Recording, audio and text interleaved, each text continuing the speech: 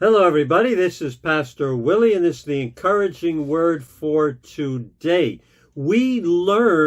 Hopefully, we learn lessons in life. It starts when we're babies. Our parents teach us to eat, teach us basic things we need in life. And one of the first lessons that children are taught when they start interacting with other children is to share. Share with your sister, share with your brother, share with your friend. And it is one of the hardest things as a parent or a grandparent to teach a young child. Why is it hard? It's hard because the natural sin nature, which everybody is born with, is selfish. And I hate to say that, and I don't mean to insult your wonderful children or you in particular, but we are all born with a selfish nature.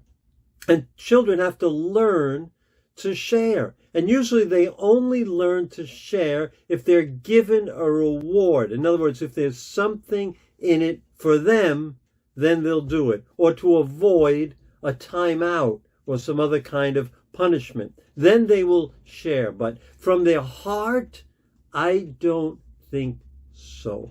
In fact, one of the first words a child learns after mommy and daddy is the word mine, as in that's mine.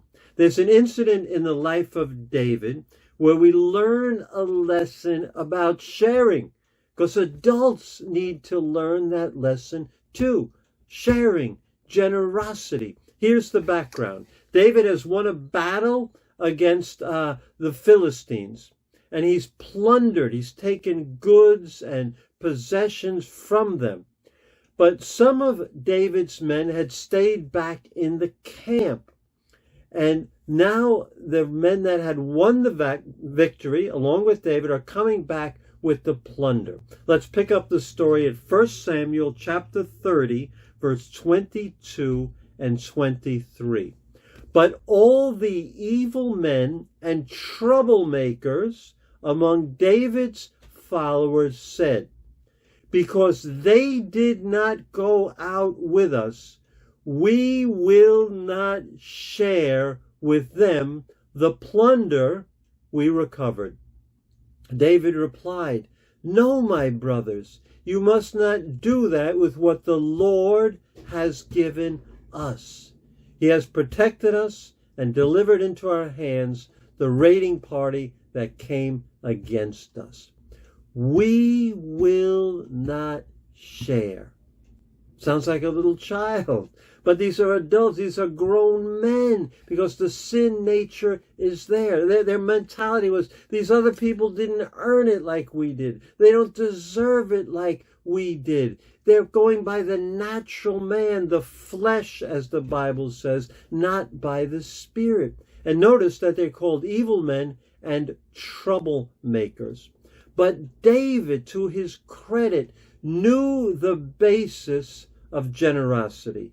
He knew the basis of sharing with others. And he's giving us a lesson that we can learn also. David says, you must not do that with what the Lord has given us. Wow! David understood that what he received was only his because God had given it to him. It wasn't his to begin with, and still wasn't his. It belonged to God. You must not do that with what the Lord has given us. And when you have that understanding, it changes your whole attitude towards giving and being generous and sharing with what you have with others.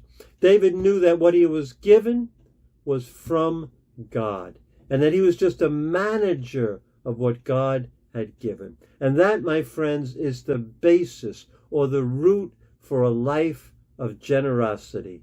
Understand that, and it changes your life. And finally, you can do what your parents were trying so hard to teach you, to share, to be generous. So today's challenge is to examine yourself in the area of generosity and become generous. Tomorrow we'll be looking at Satan's purpose for your life. God bless you. See you then.